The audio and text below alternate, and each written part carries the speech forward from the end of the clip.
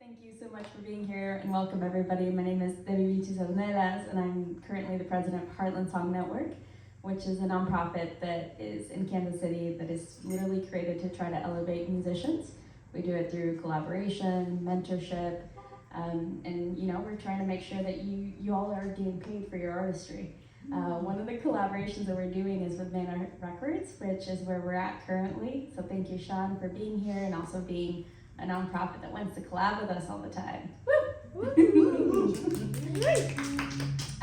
This session is actually sponsored by Mooney. So if you guys haven't checked out Mooney, it is a neighborhood bar and grill. It has local people that work there. They do incredible food that is actually Mexican and Thai, and they do a fusion. So it's pretty much one of the coolest places that I've been to in a long time. Oh, wow. It's a hidden gem. So if you guys have not been there, it's in the River Market. I would strongly suggest checking it out. And maybe you can play there sometime. Yeah. Tonight we have the wonderful Ernest Melton, and he's going to be playing a few jams. But before we get to that, I want to sit down and just talk to you about your life. I don't know, whatever you want to share with you. Honestly, I'm so intrigued by how your artistry became what it is now, and maybe know a little bit about how your brain works. How about brain works? My brain? Oh, we don't have that. Honestly, it would be really cool to know. Well, start me somewhere. I mean, there's a lot of Well, we can take it to the beginning. Maybe a little bit more about. You grew up in Nebraska, is that correct? Close. North Carolina. North Carolina, Yeah. okay. So at least half for the first 10 years. Okay. Do you remember those 10 years? Oh, yeah. Unforgettable. Yeah? Okay, tell us more. What ended up happening in your 10 years, like, that you think was just memorable? At least childhood? Relevant to music. I mean, my father sings and plays piano. So we all grew up singing, me and my sisters. So that's, old hymns. And he was a pastor, so a lot of churches in the woods and singing stuff. So. Yeah, did you have an instrument that you played during the time, or just singing? No, and I say just singing as like I can sing, but I don't. Well, okay. Well, it's all, singing is. But no, I didn't really play anything at that age. I didn't pick up an instrument until I got here. Okay. To Kansas City, yeah. So then you moved from North Carolina straight to Kansas City? Yeah. Okay. Yeah. And then when you were in Kansas City, is that where somebody was like, you know what, you've got talent, you should really do something, or was it within you that started? Well, I just wanted to be in school band, so I just picked a yellow horn. You literally walked around and you're like, that's what I want. They had too many trumpets, so the saxophone was what was left. Okay, cool. And then was it easy for you to pick it up and learn it, or was it a struggle? It was. I mean, the teacher liked it, so I guess it was easy. I guess people thought it was easy. People thought I picked it up quickly. Yeah, I mean, when I think about it, I don't even know where to begin. It's funny because, I was telling somebody, children, they see drums or guitar. It's like children see the saxophone and they just stare at it. Because it's this shiny thing with all this but it's really it's the easiest one. It really is. Okay, I think your teachers were right. Maybe for you, it's the easiest one, but I've never seen anyone pick it up and be like, well, that's the thing with and trumpet. It sounds good. Truly. Well, with brass, you have to unless you have a special, inclination for it, you have to bust your lips and stuff. With saxophone, you really can just pick it up and get a sound out without any pain. And they have now, the instrument can do the work for you. The more money you feel like spending. It depends on how much you're spending on your instrument. Not just that. It's generally easier, but you can get some equipment that makes it where you don't even have to blow into it, really. Huh. Oh yeah, I mean, you know, when So it's like make for you- me, who doesn't have good like lung power, Oh yeah, capacity. I give you a good saxophone, you'll make a sound. Trust me. Whoa. Trust me. Okay, No, no. we'll try to see if I can pay you for teaching me. You have to pay me. Oh, we'll make sure you get paid. We're about elevating artistry here. Everyone, if you're watching this at home, we've got Ernest offering lessons for pay. Wait a minute, no, you. I know you. Okay, for me. I don't give any I will lessons. also pay you though. Yeah, I don't give any lessons. Just on that note. Yeah, okay. But Scratch that part. you're great, so I'll give you a free lesson. Man, I'm gonna have to take you up on that. I'm a curious person of the world, I think, and so instruments is one of those curiosities that I like to just go with the flow in.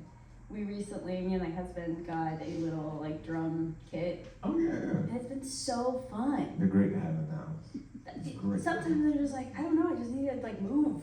Yeah, So I'll play them just for fun. Yeah, it's great. It's really like it changed my life when I got one just to have at home. Yeah, do you have any other instruments at home that you're just like jamming with? I have everything. Everything? Yeah. Like I mean, not everything, but Yeah, but Guitar- most things guitar, that you can bass. just pick up and do. yeah, guitar, bass, keys, horns, flutes, Is there one that's your favorite? instrument. Mm-hmm. No, All of them you love equally? they all serve a purpose Yeah, that's true. at some point. That's true. Yeah. Is there a song that you enjoy playing the most though, Oh no, with your instruments? no. All of them, also. I mean, I can't pick one. That's know- fair. know I what to mean, do. that I couldn't think of a song. Yeah. I can't think of one song actually. I like playing that Noah Kahn, something about like wilderness or something, and it has a nice crescendo. Is that a word? Crescendo? I think I'm Crescendo. Crescendo. Yeah. Yep. Yeah. Music. Yeah. Crescendo. And you just really get into the groove and just jam Yeah. for a second. Or those moments where you can just let yourself go. I don't know, maybe it's like internal anger. That maybe I have. Just let it go. It can help with that, yeah. Right? Yeah, definitely. It's fun to play instruments. Yeah. At this point, I'm convinced that everyone should play an instrument. And like literally play. Yeah, you should. You know? I think so. But I'm biased, obviously. Well, I mean, you're really good at it. Again, you gotta give yourself credit for just being incredible at what you're doing. It's one thing I don't know how to do too well. It is hard. But, yeah, It's okay. hard taking a compliment. That's something that I'm trying to be better at. I've always learned that I try to give it back to another person. So what I've been trying, I don't know if this will help you, but it's just saying thank you. Yeah, that's what And then just that's what I sitting usually- with it. that's what I usually say. That's what thank you. And then just sit with it. Yeah. It is interesting how the more I sit with musicians, the more I see that they are so humble. You know, they're really cool people. Maybe not everybody. Some of them. Yeah, that's true. We won't talk about the ones that we know that are not humble though. So back to you, because I've totally we would, yeah. derailed you with That's- stories of I you didn't playing know. non-music. Okay, sorry. But I do want to know more about you specifically. So after you moved to Kansas City, you started actually playing an instrument. Yeah. And then where did it go after that? So you were in school and you played an instrument, and then were your family members like, you know, you should really keep doing this, or did you have to fight a little bit? Like, please let me play an instrument. As far as that, no. I mean, we were all singing, and my very my very crazy mother over there, her motto was do what you want to do. So Wow. yeah, so we all got that option. You want to do that, do it, whatever.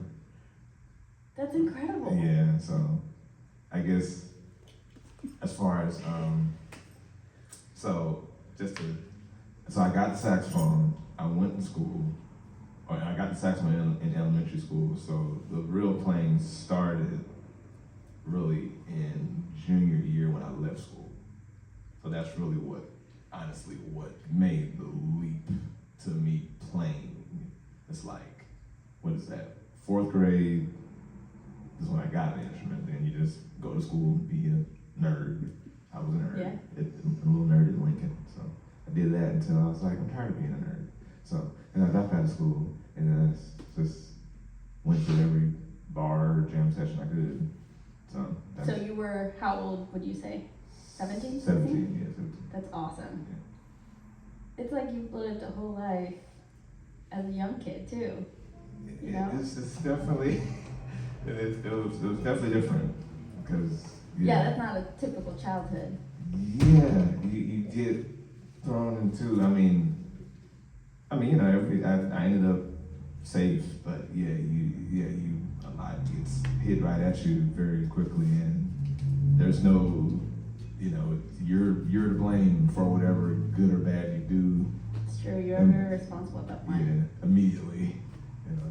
So, yeah. So yeah, it was just to abbreviate it. It was a lot happened. A lot at once. A lot happened as a teenager, just trying to play and not being in school. Yeah. You know, something that I see in you just from the short amount of time that I've spent with you is that you are a person who sees the world in its fullness. You have a really good, varied perspective of life, and that now talking to you, I understand why that is. It's probably because when you were younger, you saw everything. You know, you're kind of well aware. Yeah. You were well aware. Yeah, it had to be. You want to. Yeah, you had to be sharp. Yeah. You want to, had to know when to leave. Certainly. That's true. I mean, that is important. I don't know how to do that. So again, you were teaching us so many things. Yeah. That's pretty cool, I gotta say. So then you're 16, 17, you're playing at bars, gigs, basically whatever could pay you, right, at that time? Yeah. And you were doing it in Kansas City? Yeah. Okay. Yeah. Cool. Did you feel like you were supported during that time, not just by your family, but by just people around? You mean as far as musicians? Mm-hmm. I managed to stay busy doing something. I mean, and this was, how am I? This is like 10, now it's like 10, 12 years ago, so it was like whatever band, I was doing like Craigslist ads. Hey, you need a saxophone? Oh, okay. Yeah, we need a saxophone player. Okay, okay, here I come. I'm under 21, but I'm not doing anything else, so. Yeah. I rehearsed. Was it primarily like jazz bands, or did you play anything? It really wasn't jazz bands. Okay. It was everything else. As far as like the first gigs I was getting, it was a lot of blues, a lot of rock, a lot of old funk songs. Yeah. Was there a genre that you enjoyed the most at that time? Do you remember? And you mean like when I first started? When you were 16, 17? At that time, I was still sort of in a jazz phase because I guess I had recently gotten out of a sort of jazz education in high school. Right, that makes So perfect sense. I was sort of still digging through that a lot at that specific time, but I still can say it was like my total favorite, but it seemed the most expansive, or as far as it seemed like it had the most options. Yeah, So that makes sense, sonic. especially in Kansas City. Yeah, and even just as far as my listening material, but it seemed like it had the most options, and it seems like it would teach me the most. That's really cool. At that time, but now I wouldn't exactly say that the same way. But Oh. yeah, what I was doing 17, I'm not thinking that same way, but I was like, jazz is, it has all this cool stuff, and probably my lack of understanding was like, I still don't get it, and it could have been a lot of things, but kind of unlock. Yeah, I was still trying to figure it out, but at that age, so I was still, I would do those gigs and still, listen to Coltrane and, Sun Ra or whatever. It's like, what are they doing? I don't know. Do you think you figured out a little bit about it now? Yeah, at this point, I know more than I did. Or at least I'll say jazz is less of a mystery to me. Ah. And I can also say you sort of start to use music, at least as, I guess I'm thinking in the sense of just listening, it's like, I enjoy more different styles of music now than I did at that age, like, to play. That's fascinating. Yeah. I'm gonna be honest. I am lost in the sauce with jazz. I appreciate it, but do I understand it? And will I ever get to that point? Yeah. No. And that's why I think you're gifted. Because like, who in their right mind is like walking around understanding jazz other than somebody who truly embodies what these people have created? You know, like you probably have a bit of Coltrane in you to be able to understand something like that. Maybe so. What I like is like if I learned it in a day, I could say that. But like I was listening to that stuff hours and hours, and not just him, just all of that. Yeah, all of that. Yeah, so like so I listened to a lot of it. So I still won't say like I'm not like the best jazz guy. I'm sure some jazz guys hate me. I'm sure some of them really hate me. I mean, there's just gonna be people that are gonna hate us. They're called haters. Yeah. And that is just that is who they are. Yeah. And that's okay. Yeah. That's okay. Yeah. I won't claim to be a jazz like, oh, I know what trains are. No. I got some friends in New York, Chicago. They can write a book. They're writing a book right now. They're writing a book about it. Right. As we speak, they're currently writing books about jazz. But Yeah. Well, I mean, for somebody like myself who has no clue, I listen with my heart. I listen with my body and my soul. And when I hear you play, it ignites, that love and appreciation that people like Coltrane does. So these people might be writing books, but you're doing it, and I think that's what we've got to give credit to, especially today. right. Today's a you show. Oh no. Yeah, all the people are here and listening at home are literally so excited that you're here and able to provide us with a cool little, pretty intimate house concert. To be quite honest, this is like a little house concert at the coolest record bar. Definitely. Very interesting. I have been working with the youth, and we have a youth songwriting grant that we gave out this month, and I think it's super valuable for maybe you to speak on a little bit about your struggle being able to like make it, whatever that looks like for you. Is there anything that an advice, let's narrow it down, advice that you would give somebody who's just trying to play an instrument and trying to see if they'll be able to do it for the rest of their lives? Or at least for a time being? I'll say it depends on, I guess, what you said, trying to do for the rest of your life or for a while. Or for maybe for the time that it causes you joy. As far as if you're deciding to play an instrument, I'm like, yeah, go ahead. What are you waiting for? Don't worry about that. Yes. Just do it. Yeah, just play it. Just do it. Yeah. That is literally the best advice. Yeah. Just do it, right? We got all the blocks in our heads and we think that they're real, but the reality is you should just do it. Yeah. And just see what happens.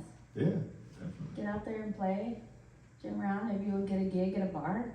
Yeah. Maybe go on Craigslist. I don't know. And I guess what I'll say is every musical domain is different. Because like I said, I didn't really get,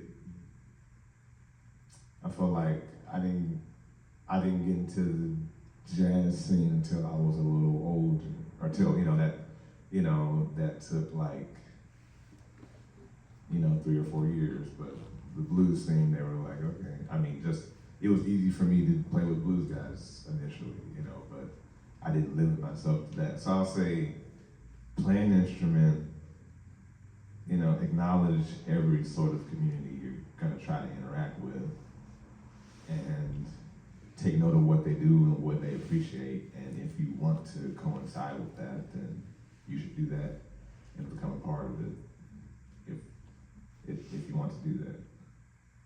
It's awesome. Mm-hmm. Yeah, that's it. I'm gonna take that advice when I pick up an instrument too.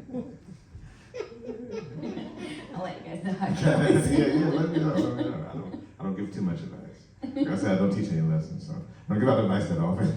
Yeah, well, honestly, just by living, you're giving us advice about it, you know? Yeah. If we're wise enough to listen, you're doing it. I feel like I want to know a little bit more about your new sessions that you've been doing at Love Cycles. Is that what it's called? Or Cycles of Love? Oh, I can't remember. I know what you're talking about. That was a Valentine's Day thing. But Oh, okay. that's why it was called that. That makes a lot of sense. At that place here, at that venue, at the lowest ferns at the bottom.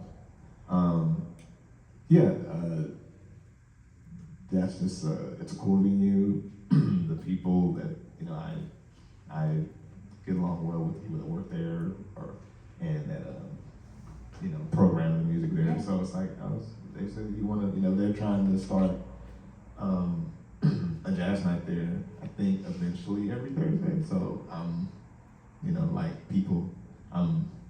the guy that we'll try it with you. And they've been doing it like a year, so there's been a few other guys. Eddie Moore does a version of it too. Yeah. So Eddie Moore's great. He's been an artist of the month for us as well. I'm sure, yeah. It's been pretty cool. Yeah, he's a really cool guy. As far as what it is, it's just me leading a band, which I don't. Yeah, which I know how to do, but don't do very often because of just career. But I mean, being a band leader, it feels like a lot. It is, and especially as a saxophone player, they throw you into it because you're out there, so just you know how to do everything else because you're in front of everybody. Right. And you play all the instruments, so I mean, you're a well-fitted person to be a band leader. I think they have the wits about them to hire you as a band leader. Well, yeah, I mean, I'm happy to be there, but I've seen some of the promotion that comes out. Yeah, it's a cool thing, and it's a cool place, and I'm glad they're cool with like eclectic. They're allowing space for an instrumental music night. Totally. Yeah. I think we need more of that. Yeah. We need more of that in Kansas City too. Yeah, we definitely. I feel like we need more venues for that, especially in a sort of original music sense. Absolutely. Yeah. I think the more that we speak about it, hopefully the more that people are intrigued of creating spaces like that. Yeah, hopefully they. I've heard a lot of buzz about people saying like, I should probably do this. Yeah. And they should probably just take your advice about music. Just do it. Yeah. Like, what are you guys waiting for? Yeah, we need more. And book this guy. Yeah. Woo. Yeah. Come out. He'll also be a band leader. Tell us what else you've got going on. It really varied. I mean, I guess I know you have music coming out. Yeah, the biggest thing is, this is my first single in about 5 years. Incredible. So we'll hear a version of that tonight. And, I'm just now kind of getting in the space where I'm like, okay, I'm relaxed enough to release things because I was kind of like, I was out of town for a couple of years and then, dealing, just life in general, but life was lifing. Yeah, so, but really just being back, at home, I'm like, okay, I can go to the studio, since my, I'm really Joel at Element, I like working with him, so. Oh, okay, cool. Yeah, so like. Yeah, he's great. Yeah, so I'm happy to be here to like, record with him, because he definitely is like, he helps the process. Yeah. That's important. Yeah, and also the musicians here too. Like my favorite, my friends are here, so hey, come get on the track. Yeah. Do you have a specific way that you get prepared for studio recording, or do you just wing it? Oh no. No. I'm an independent artist, so I do not just wing it when I book a studio session. That's fair. That's fair. It is expensive. So it depends. If I'm gonna use the guys, like I'm gonna do, it's just rehearsals, and yeah, mostly that rehearsals and tracking. I try to make the idea as clear as possible. Yeah. Just to just time, but it's still a lot of stuff I don't know about recording because a lot of my recordings have been pretty there's a lot I don't know about production. So it's my first recordings were very, just players playing as they were intended to be. So it's but even still, even in creating a very rough thing, it's still ways to make it, enhance it when you're dealing with, different sounds and things, and different recording techniques. So it's I try to plan for all that stuff, but I'm still a novice, so at really creating music, to the finished product, I feel like I'm still learning a lot in that arena. Yeah. Well, I wouldn't know. Oh, You walked yeah. in here and I was like, I'm at your service. What would you like? But I'm here. Yeah, I'm really still learning, at least about all the possibilities. Yeah. Yeah. Well, and I keep bringing this up a little bit, but that humbleness is key. You are doing that all the time. You're like, I'm a novice, and I'm like, I'm a novice. You are truly an expert at the things that you're putting your heart and attention into. It's really cool to watch. Yeah. Thank you. This interview really is just Debbie giving compliments and seeing how uncomfortable I can make Ernest. No, but I appreciate you being here, and I appreciate you sharing a little bit of your music with us, especially with Heartland Song Network. Oh yeah, definitely. I appreciate appreciate you reaching out. And I'm glad you liked something about it. Yeah, I loved it. So I will let you play your music so that the folks can enjoy the good stuff. Oh my. The good stuff. So without further ado, Ernest Melton.